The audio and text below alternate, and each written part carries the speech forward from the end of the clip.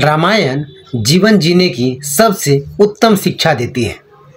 भगवान राम को 14 वर्ष का वनवास हुआ तो उनकी पत्नी माँ सीता ने भी सहर्ष वनवास स्वीकार कर लिया, परंतु बचपन से ही बड़े भाई की सेवा में रहने वाले लक्ष्मण जी कैसे राम जी से दूर हो जाते।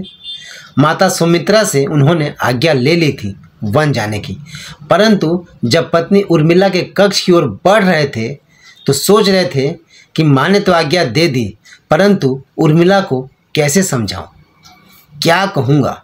यही सोच विचार करके लक्ष्मण जी जैसे ही अपने कक्ष में पहुँचे तो देखा कि उर्मिला जी आरती का थाल लेके खड़ी हैं और बोली, आप मेरी चिंता छोड़ प्रभु की सेवा में वन को जाओ, मैं आपको नहीं रोकूंगी।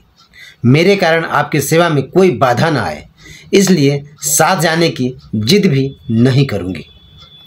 लक्ष्मण जी को कहने में संकोच हो रहा था, परंतु उनके कुछ कहने से पहले ही उर्मिला जी ने उन्हें संकोच से बाहर निकाल दिया। वास्तव में यही पत्नी का धर्म है। पति संकोच में पड़े उससे पहले ही पत्नी उसके मन की बात जानकर उसको संकोच से बाहर कर दे।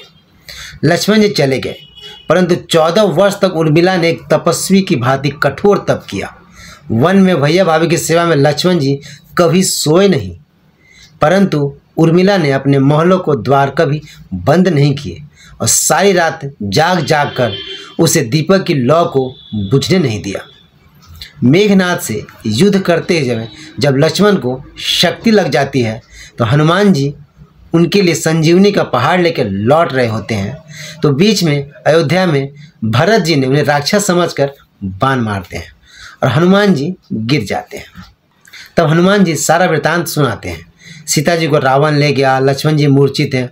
यह सुनते ही कौशल्या जी कहती हैं, राम को कहना कि लक्ष्मण के बिना अयोध्या में पैर भी मत रखना, राम वन में ही रहे।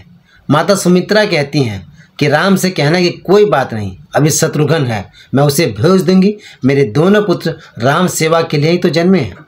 माताओं का प्रेम देखकर हनुमान जी की आंखों से अश्रुधारा बह रही थी, परंतु जब उन्होंने उर्मिला जी को देखा तो सोचने लगे कि ये एकदम शांत और प्रसन्न खड़ी है, क्या इन्हें अपने पति के प्राणों की कोई चिंता नहीं। हनुमान जी पूछते हैं, देवी आपकी प्रसन्नता का कारण क्या है? आपके पति के प्राण संकट में है, सूर्योदय होते ही सूर्यकुल का दीपक बुझ जाएगा। उर्मिला जी का उत्तर सुनकर तीनों लोगों का कोई भी प्राणी उनकी वंदना किए बिना नहीं रह पाएगा। वे बोली, मेरा दीपक संकट में नहीं है, वो बुझ ही नहीं सकता। रही सूर्योदय की बात, तो आप चाहें तो कुछ दिन अयोध्या में विश्राम कर लीजिए, क्योंकि आपके वहाँ पहुँचे बिना सूर्योदय हो ही नहीं सकता। आपने कहा कि प्रभु श्री राम मेरे पति को अपनी गोद में लेकर बैठे हैं। जो योगेश्वर राम की गोदी में लेटा हो, काल उसे छू भी नहीं सकता। यही तो दोनों लीला कर रहे हैं। मेरे पति जब से वन गए हैं तब से सोए नहीं हैं। उन्होंने ना सोने का प्रण लिया था, इसलिए वह थोड़ी देर विश्राम कर रहे हैं, और जब भगवान की गोद मिल गई तो थोड़ा विश्राम ज़्यादा हो गया। शक्ति मेरे पति को लगी ही नहीं, शक्ति तो राम जी को लगी है। मेरे पति की हर श्वास में राम है, हर धड़कन में राम है, हर रोम रोम में राम है, उनके खून की बूंद बूंद में राम है। और जब उनके शरीर और आत्मा में ही सिर्फ राम हो तो शक्ति राम जी को लगी हो, दर्द राम जी को ही हो रहा होगा। इसलिए हनुमान जी आप निश्चिंत होके जाइए, सूर्य उदित नहीं होगा। यह भोग की नहीं, त्याग की कथा है। यहाँ त्याग की प्रतियोगिता चल रही है और सभी प्रथम है, कोई पीछे नहीं रहा। चारों भाइयों का प्रेम और त्याग एक दूसरे के प्रति अद्वितीय अभिनय अलौकिक है। राम राज की नींव जनक की बेटियां ही थीं, कभी सीता तो कभी उर्मिला।